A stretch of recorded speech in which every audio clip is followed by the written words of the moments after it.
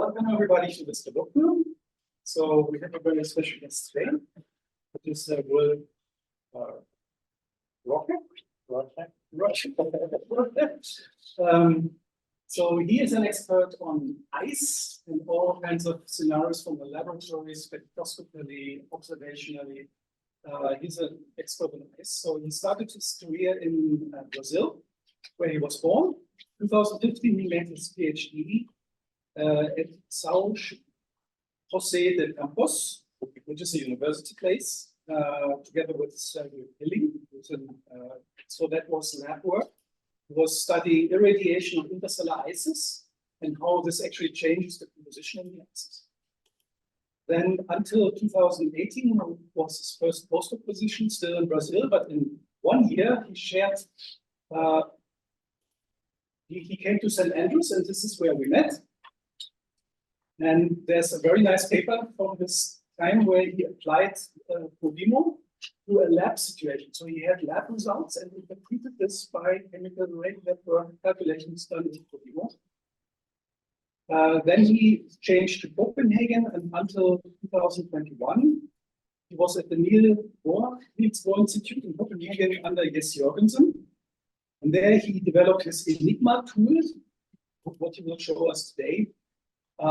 Basically trying to get from observations the observation properties of ices. So what kind of ices can we observe and how can we fit this in order to find out more.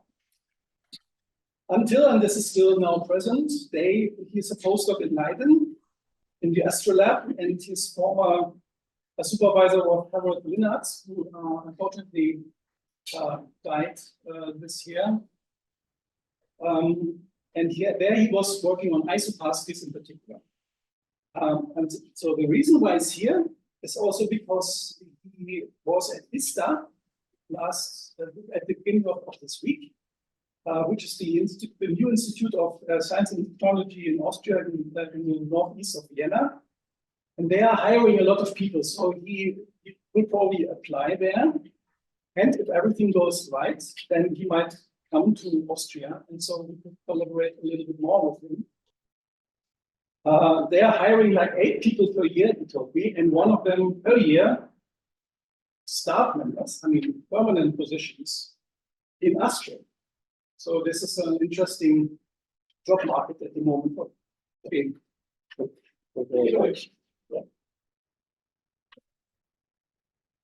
Let's switch on my microphone. Yes, please. Yeah. Can you hear something now? Or? Yeah. Okay. Great. Right. So thank you very much, Peter, for the nice introduction. And let's jump into the presentation already. So I want to talk about where it all begins. So it's about like our astrochemical origins in space, and in particular, some connections to the genesis of habitable planets. It's quite nice title and ambitious as well. Okay, so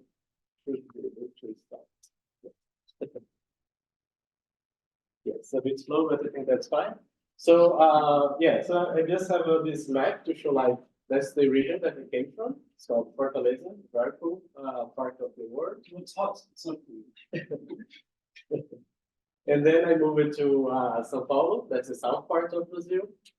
And then I moved then to Scotland for my part of my postdoc, where I met with Peter and his side. Then I moved to Denmark, Netherlands, and let's see, next I come here. So let's see what the future says. Okay, so let's start with this nice picture about exoplanets, right? I want to give you the general context.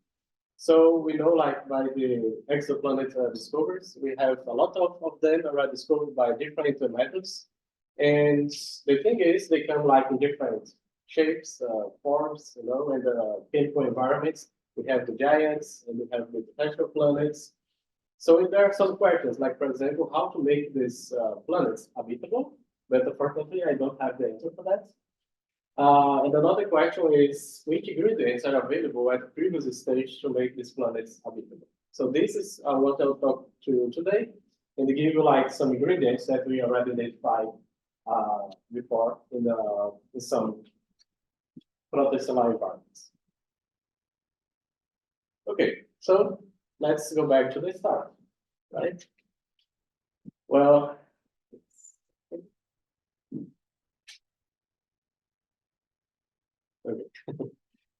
Right. I think that there's a connection, probably connection to it, right? Yeah. Okay, so this is a very nice picture from James Webb of the Carina Nebula. It's a very nice molecular cloud. You see all these star-forming regions, a lot of stuff here. But let's just zoom in to a small portion of this cloud, like here. And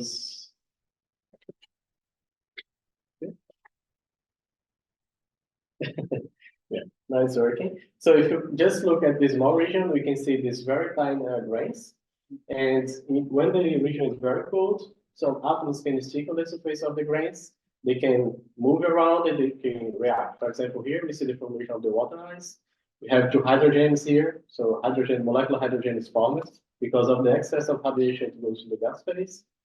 But we have many other things like OH and then O2. There is another hydrogen coming. Another one is coming. Then we form the hydrogen peroxide. When another hydrogen arrives, it breaks out and forms like all this type of molecules that we see here. So if you just advance this in time, we see the formation of the ice mantle. That's what we call the astrophysical ice. So everything I'm going to talk to you today is placed in this part of the grain. Okay. Right. Okay. Yes. So then we know that in the molecular clouds, we may have the formation of several molecules. And if these molecules, if this molecular cloud collapses, we have the formation of the hot core. So the hot core, basically, when it collapses, we have like the inner part gets super warm, and these molecules that are there, they move to the gas phase, right? That's the hot core or hot cooling phase. So after this, we have the formation of the protostar. So molecules that are already here can be passed to the next stage. So after the protostar phase, we have the protoplanetary stage. I think we have heard a lot from Peter as well. And finally, what we want to have is like situation of the primitive Earth, a lot of material being delivered from the previous stage and passed to the formation of the planets.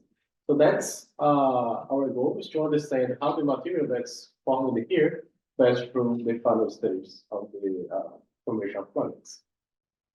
Okay, so but there is a discussion about this transference of organic material. So how is this transference happening, right? So if you just look like at this very complicated table, but let's focus on this last row here, specifically about methanol. So what we see is that if you have like methanol in the gas phase, it has a dissolution cross-section, but in the solid phase, like 2 orders of magnitude lower. So there are some papers discussing like how this delivery or this transference of material happens. So basically, it's possible that the solid phase transference would be more efficient to transfer materials from the Earth phase to the late phase, like planet formation.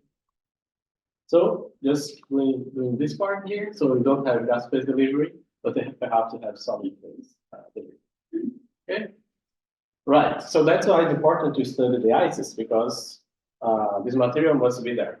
So this is very complicated picture as well, but just want to mention that our goal is to connect all the stuff that are here to the latest stages, like the earliest life and how this evolved. So I'm not going to talk about everything, but I'll talk a little bit about these elements here, amino acids and the peptides. Right.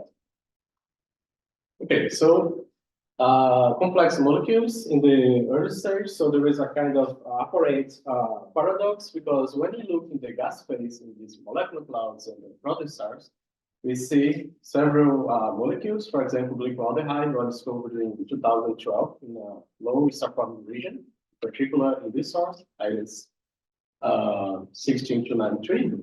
And if you just look, for example, in other regions of star-forming regions, basically we have all this variety of molecules. So there is some complexity that has been already detected, but all of these are coming from gas phase observations, right? And the paradox is actually this molecule should not be formed in the gas phase, but laboratory experiments and chemical modeling, they say that this molecule should be formed in the solid phase.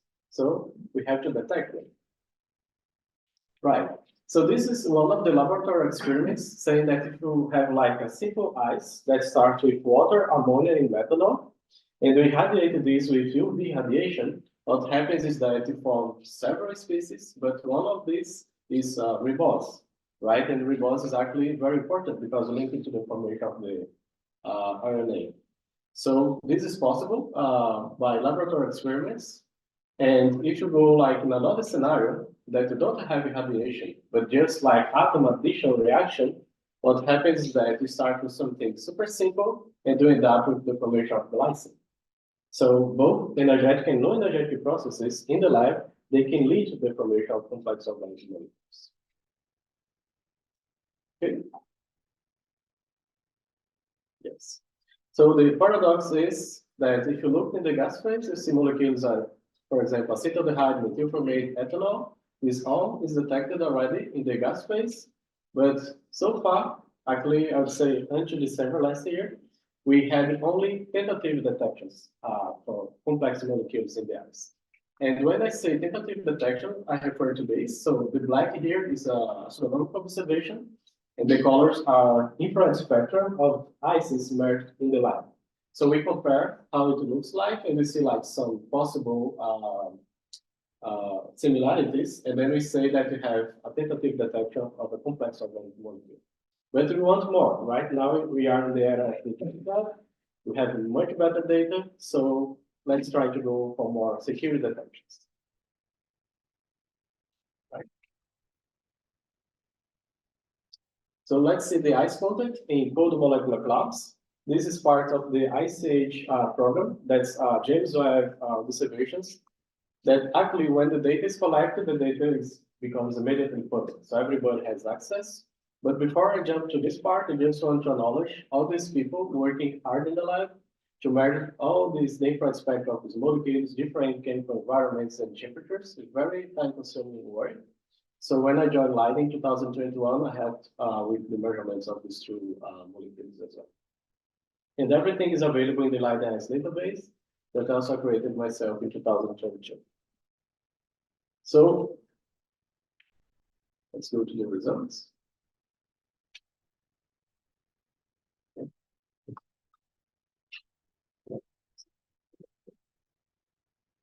Yes, let's talk about Ice Age, but of course not that Ice Age. Let's talk about this one. Okay, oops. Yeah, that's too fast. Let's try to use this one instead.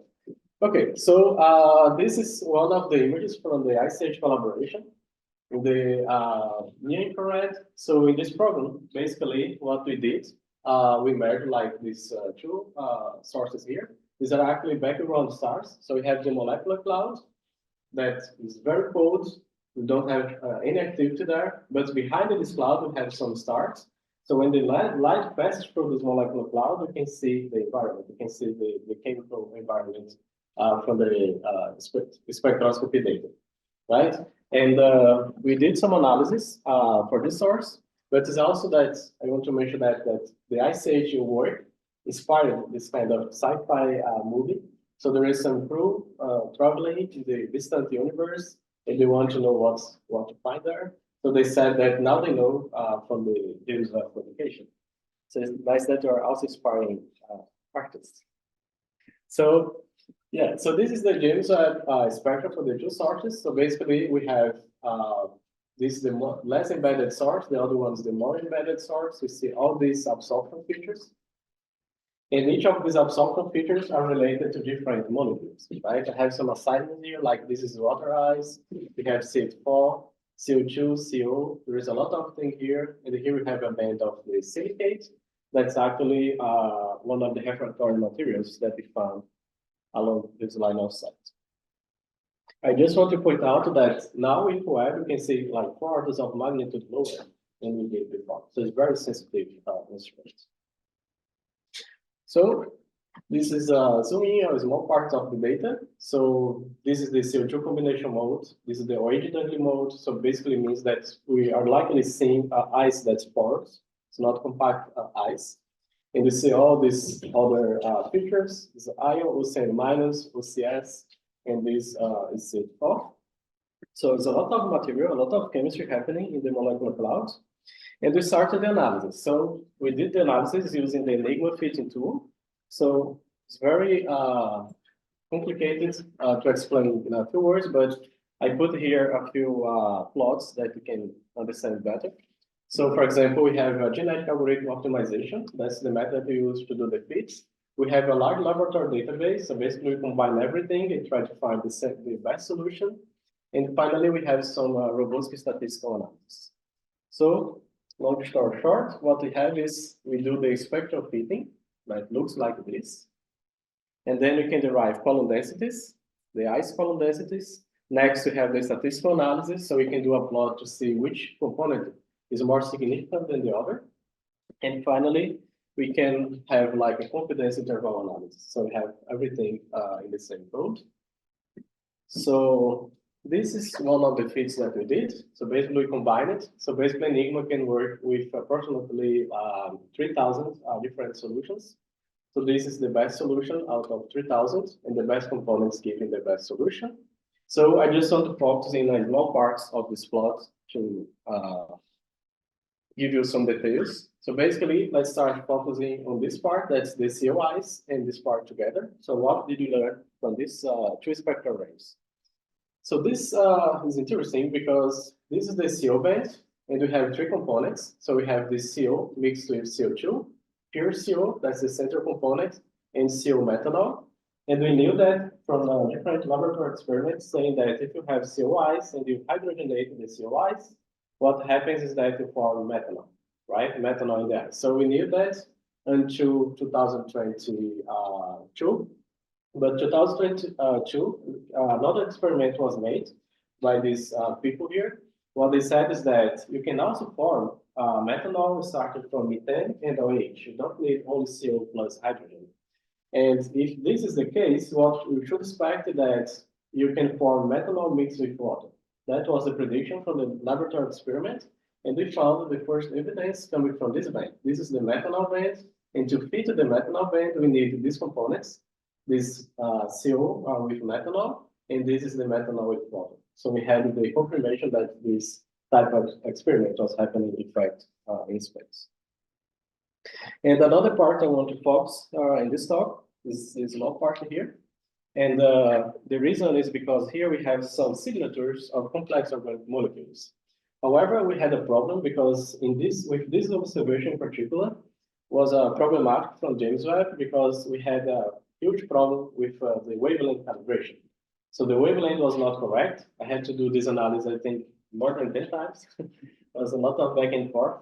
But in the end, we derived some numbers, but we don't trust much in the wavelength calibration yet. So basically what we did is, we did as before, took some lab data and compared with the observations, and we see like there is some similarities.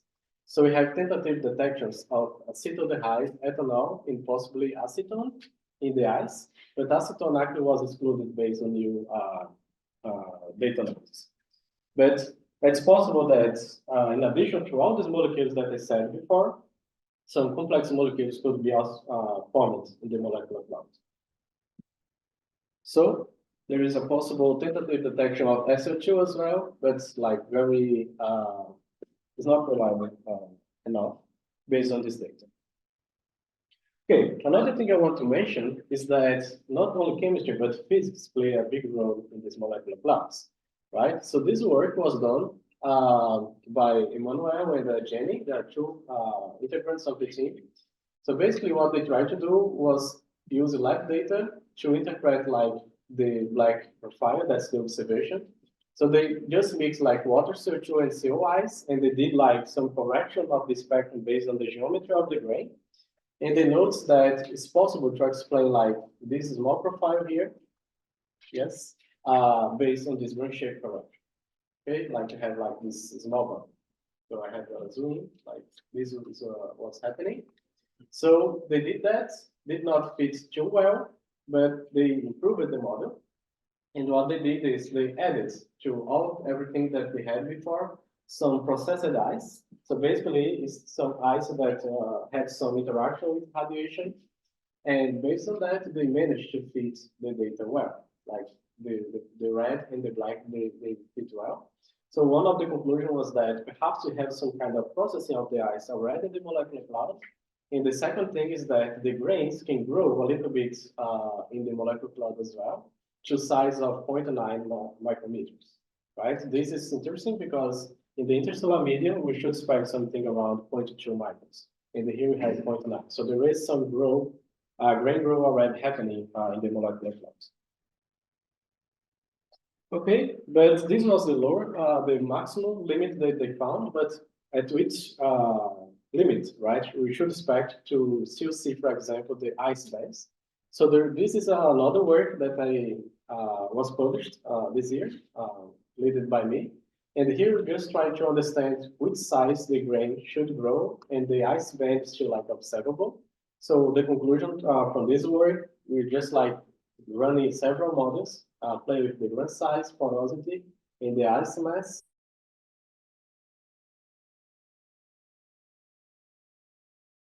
And this is still observable. So this is the profile of the 3 micron band. This is the 6 micron band at 10 microns, so you can see the band. But if you go to like above these 13 microns, you don't see the band anymore. So there is like a limit that you can see the water ice.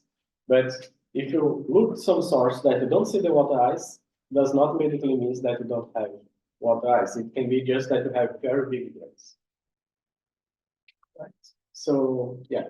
And another interesting thing is that at 30 microns, the 3 micron band disappears, but 6 micron band is still observable at very, very large size. Okay, so the conclusion so far is that we have building blocks of life like carbon, hydrogen, oxygen, nitrogen, and sulfur in the molecular cloud. We have grain growth happening in the molecular cloud as well. And methanol can be formed by 2 different ways, again in the molecular cloud. So this was the first part of the results.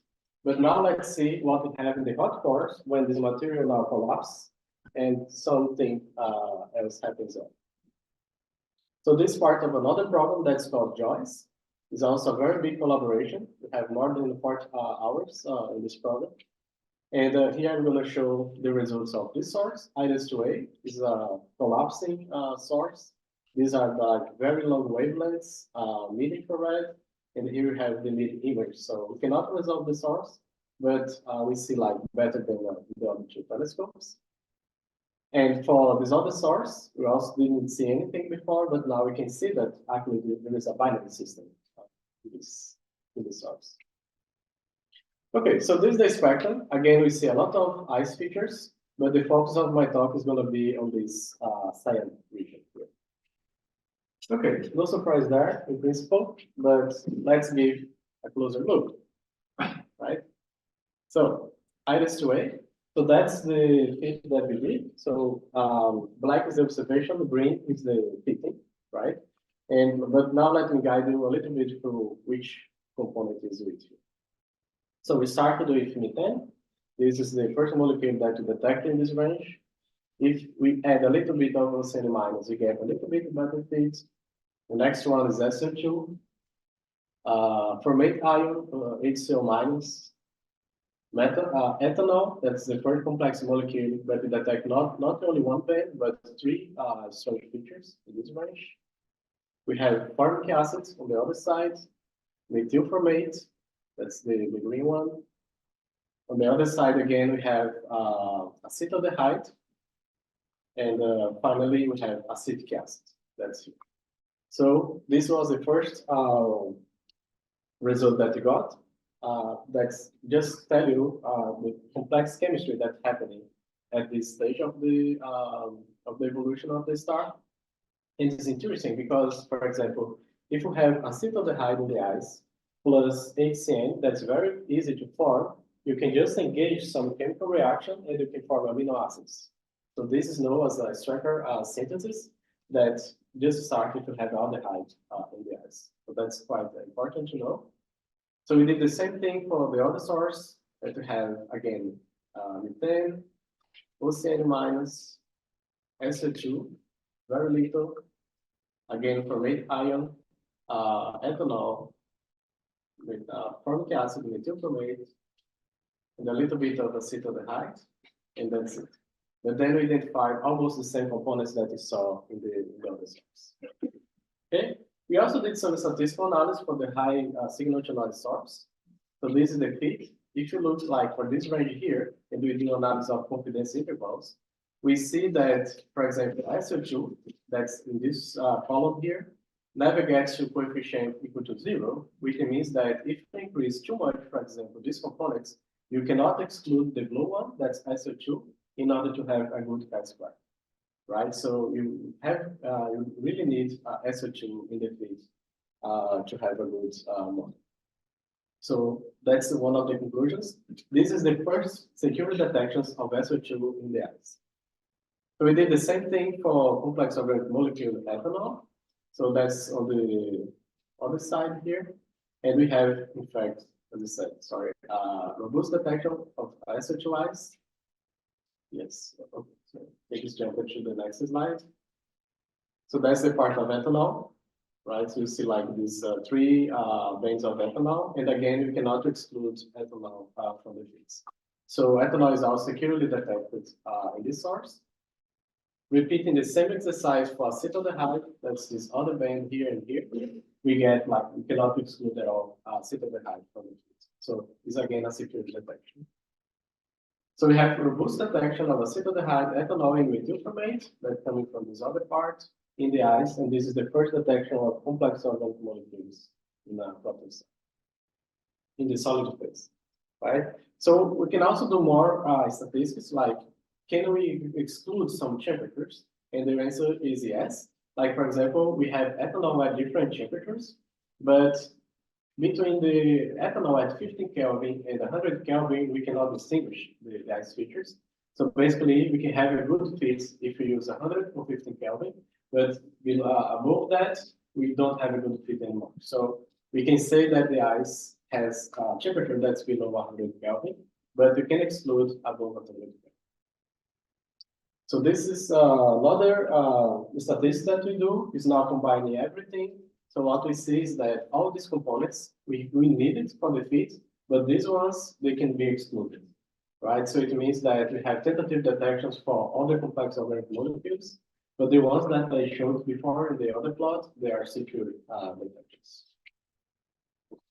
Okay, so another thing that was interesting is that methyl formate in this source has a different profile of this source. And the likely reason is because actually this methyl formate here is formed by this pathway. So we have all these molecules when this radical and this one combines, we have methyl formate that's here. But this one could be that actually we just like the ice was heated and almost the volatile species went to the gas phase and we just left behind methyl formate in another chemical part. So that could be the explanation for the two different profiles. We have some ice gas applications. So there is a discussion about if the ices are formed, if the molecules, the cones are really formed in the solid phase, when they go to the gas phase, we should see similar ratios.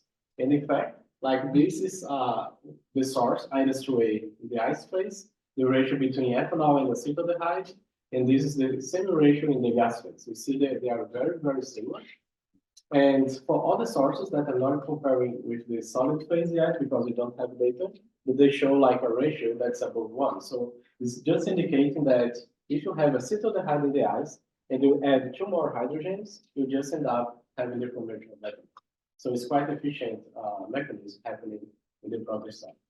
So the conclusion is if you have like things forming in the ice and going to the gas phase, we may have similar abundances. So we are just tracing back the formation pathways of these complex organic species.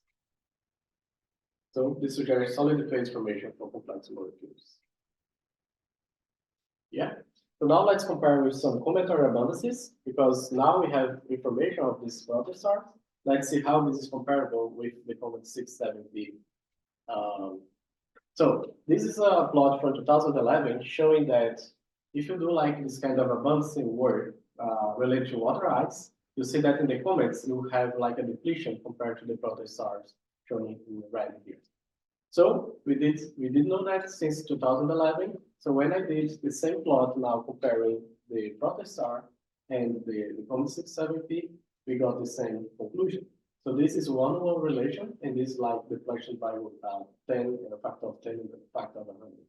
So you got very, very similar conclusion, which just perhaps is indicating that we have some kind of processing of this material when it goes from the early stage to the comet stage.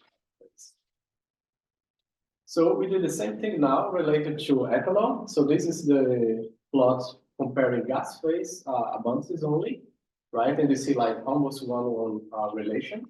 So now we have like the same plot, but for the ices, not for the gas anymore, for the ices, and we got like a spread of factor of 5, and here was a factor of 10.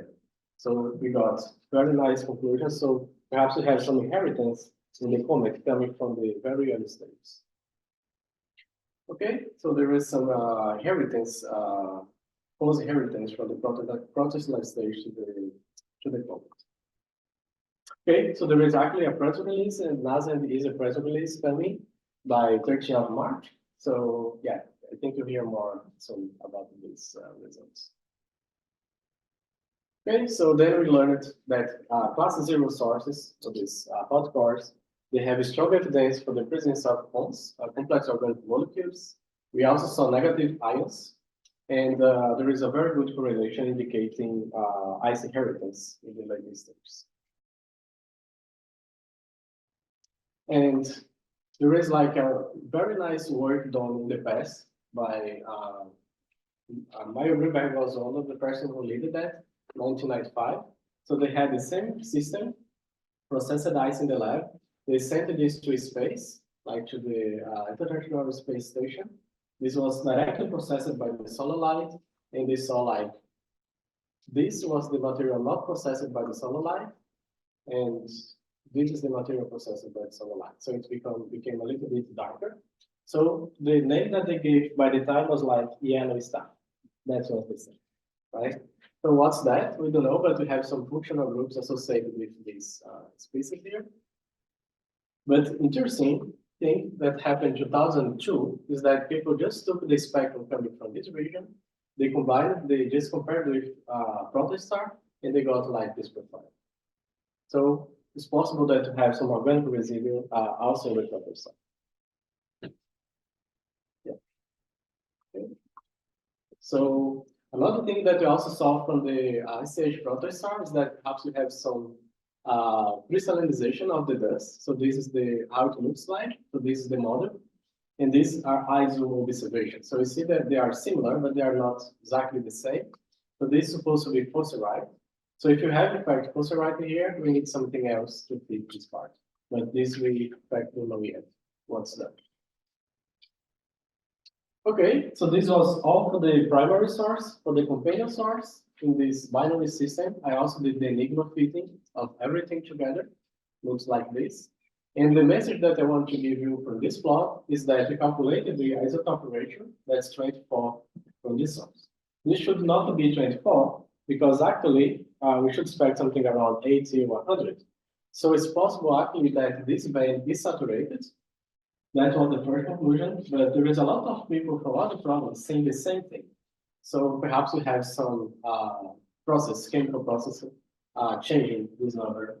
So this will be once delivered to the protostar and to the planet. So which isotope ratio we in fact have finally for the exoplanet formation. So there are many other James Webb works that I'm involved. So these are some gallery of young stars, right? So these are like PhD students, and we have like 13 CO2 analysis from Ashanti, gas and ice ratio analysis from U1, and Pune was doing some analysis of the complex elements. So these are all published, except this one that was recently accepted, but will be published. So it's a lot of work that we're doing. And what we learned from this part is that we have very nice chemical environment also in the protostar. Possible we also have complex cyanides, N2O, and the crystalline silicate as well. Okay, so just to wrap up this part, so this all the material that is formed in the protostar, these are all the ingredients that are available before the formation of the planet itself.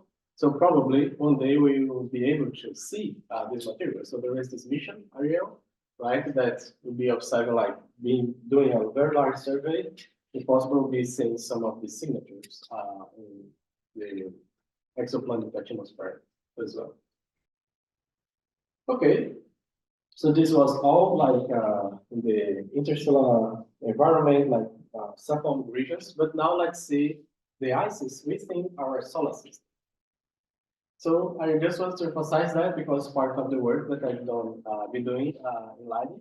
So this is actually I was doing UVB's refractive index. So this was a nice photo shoot that we got there. So I was just making to do an experiment here, not doing anything serious. But this is the setup that I worked there. It's called OASIS. So yes, OASIS stands for optical absorption setup for ice spectroscopy. So the setup looks more like this. So you have like this chamber, that's this thing here, right? This part here. And we just have like a cold finger, that's this part. So we basically cool down this to 10 Kelvin or 7 Kelvin, depending on the experiment we're doing. And inside of this part, we also have like aluminum substrate that we grow the ices here. And we go to pressures that goes about 10 to minus 8 millibar. So it's very low pressure. And we also have like a gas deposition. So basically the gas we can grow around here. We have two kinds of sources. There is the xenolab that reflects to the UV spectrometer. And also have the helium-neon laser that hits the mirror, the aluminum mirror, and goes back to the photodiode, where you can measure some type of signal. So that's the system, right? The work that we did recently, basically we measured the water ice refractive index at different temperatures. And this is the range that we got. So that's important to say because this is the refractive index that people use like since the 80s or the 90s. But everything else was basically excluded from the ice. So this means that if we have like ices at low temperatures, we have a different refractive index, right? So we go to that in 2021. Okay. Yes, so why is that important if you do some kind of applications, right? So for example, one of the things is that we see that changing the refractive index with real part that's responsible for the scattering, we change quite a lot, but for the absorption part, there's no much differences. So that's the difference that we see between the absorption part, almost zero, but the scattering part, we see like between this and this, we have a difference of about 12%. Is that significant? Let's see. So I just run a few models considering like envelope that we have ices using the same ice mass, but another different refractive index. We got a difference in the ice total density by 16%, depending on the model that you're using, right? So that's important number to take into account. And another application that we did was actually for the solar system. So this is my favorite moon in the solar system. It's called the Iapetus. It's a Saturn moon. It's my favorite because it has a white and a dark part, but there's no real explanation for that. So it's kind of a mystery. But yeah, so there is some analysis using Cassini. And yes, so like data was collected from these different regions, like the clear one and the dark one. And this was the data. So that's the all this noisy part here. And the ones are the models that we're doing using habitable models using this new refractive index. So there is a good fit, right? Actually, there is an interpretation for this dark material that comes from the presence of iron in this source, that we don't have iron everywhere, but only this dark. But the thing is, if this result is correct, we're just working on this now. If this result is correct, it means that you don't need too much iron as was predicted before. So just water ice with a different habitable index would be responsible by this dark dot as well. Okay, and in the future, of course, we have the JWST data coming. So specifically, we have data to be collected by the MARGES instrument, Moons and Jupiter Imaging Spectrometer.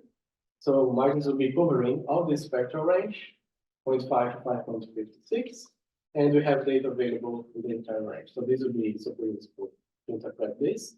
So we just have, I decided to have data from the water as effective index, but now we have some master students finishing, some went finished, collecting data from other ICEs as well. Good. So I would say that the current and the future isolations are bright. So this is like a sketch from year one that's now until like 10 years in the future. Have James Webb collecting many data, and we're exploring this now. I didn't say much about the spherics, but spherics is actually, yes, I forgot to say that I'm also the PI of one of the James Webb problems. We got 10 hours. We are just started the analysis recently. Yeah, but spherics is another mission that will be launched like in 2025, and part of it as well. The idea is just to observe like more than 100,000 isotopes of the spectrum. It's quite a lot, so I'm trying to help in the pipeline development. There's a lot of work. Let's see how it goes. But yeah, so we have JWST, we have ARIEL, and finally, I just want to mention that we in fact detected complex organic molecules in the early phase of the protostellar evolution. Possible, we also have complex cyanides. There is a huge, strong evidence for this inheritance of complex molecules from the early stage to the later stage. And I want to finish saying that laboratory work is crucial to support the current and future space missions. And I know that a lot of people here is working with laboratory experiments. So your work is super appreciated by the community. Okay, so questions? And I just want to say that I'm looking for a faculty position. If you know anything in the future, just let me know. Thank you very much.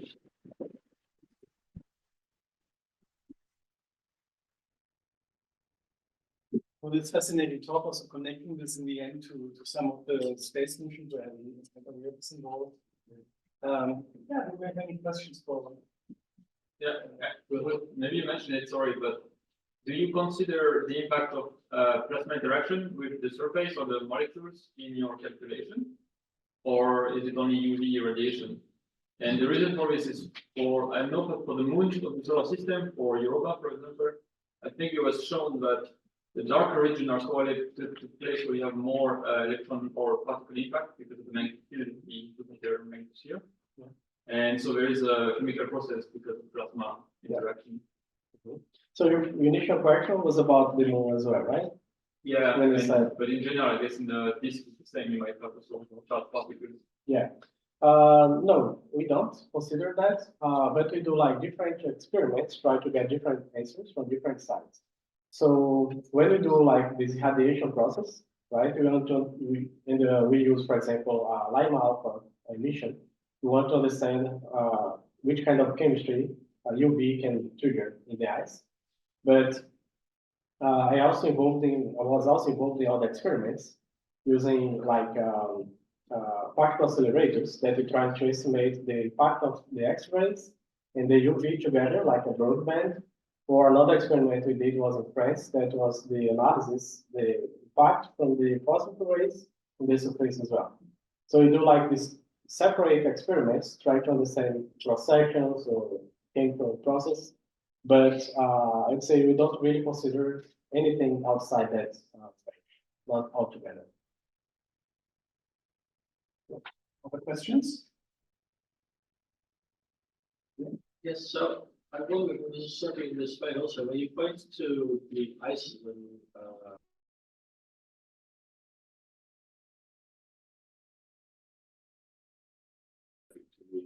sources. How much of that is, let's say, the 4.5 billion years of evolution after the coalescence of the comets, and how much of that is possibly due to a difference in formation of it? Because these ice age stars, if I said it correctly, like they're in a fairly low rates, low mass star formation of it. Whereas I think for the solar system, the idea is that there wasn't quite massive. Could you comment on that? Yes. So in fact, there is like these differences of the information, but the reason that I'm comparing with the comets at 7P is because it's the only one that have this type of data to compare, right? So, but in fact, I'm not saying that this comet 7P is the best example that you have for comparison. Could be that you have new data from Osiris, for example, now that you have another answer, but that's a fair point to make it.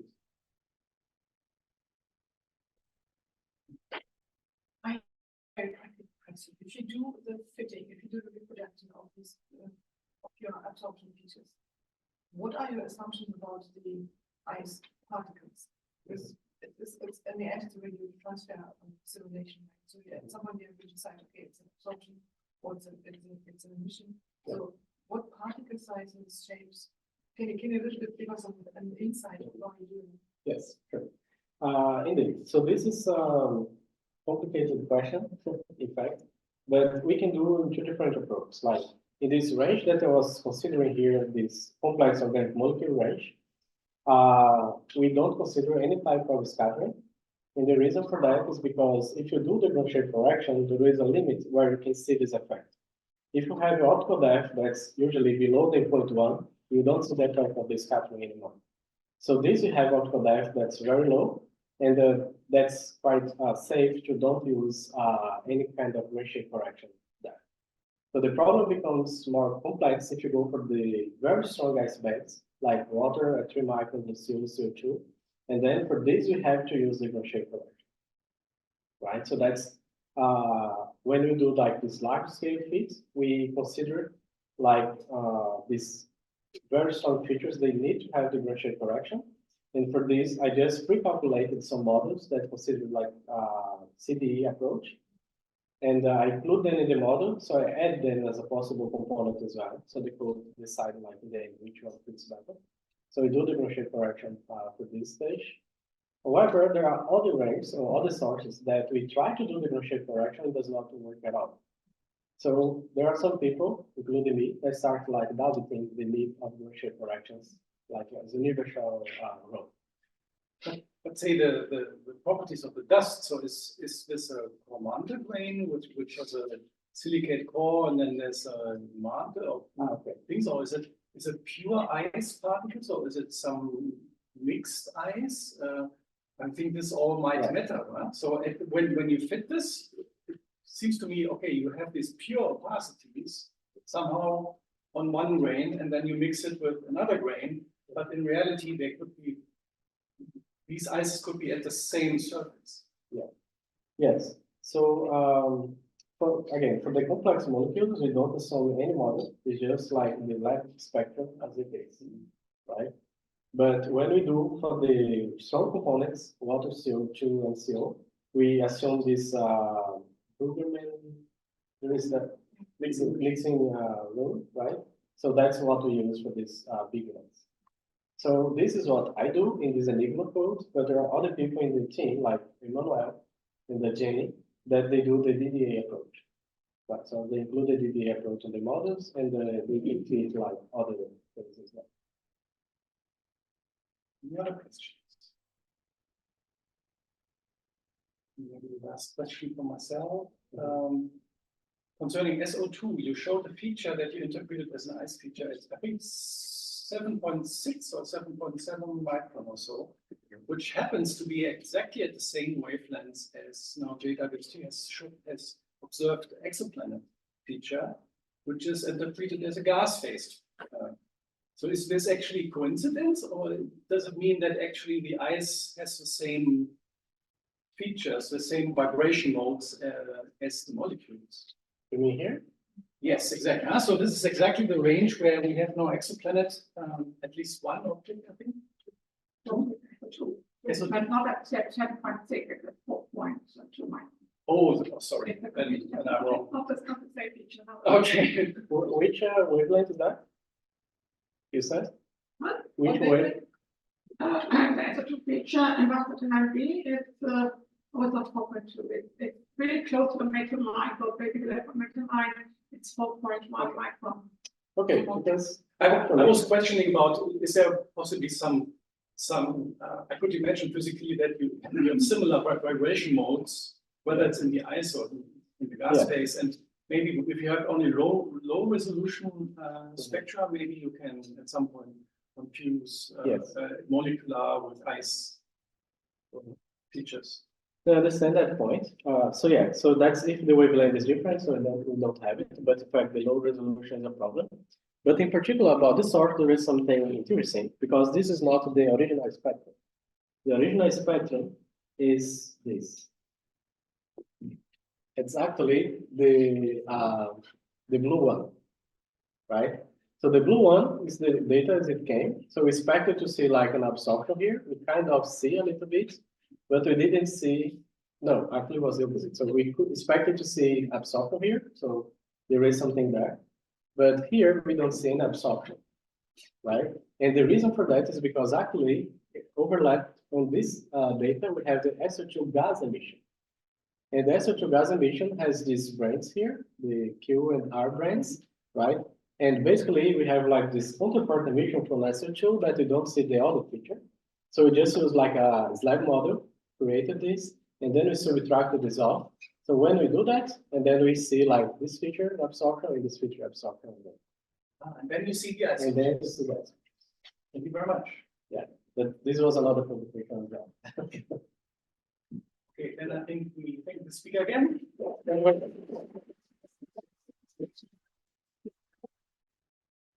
So tonight, if anybody wants to join us, we will go to a restaurant in the city center. I've written an email to everybody, so if you wanted to join us there, just feel free to come. We will start at 6:30 in the restaurant. And Will is also here. If you have any questions, he will be around, probably around my office. Yeah. So if you want to talk to him, feel free.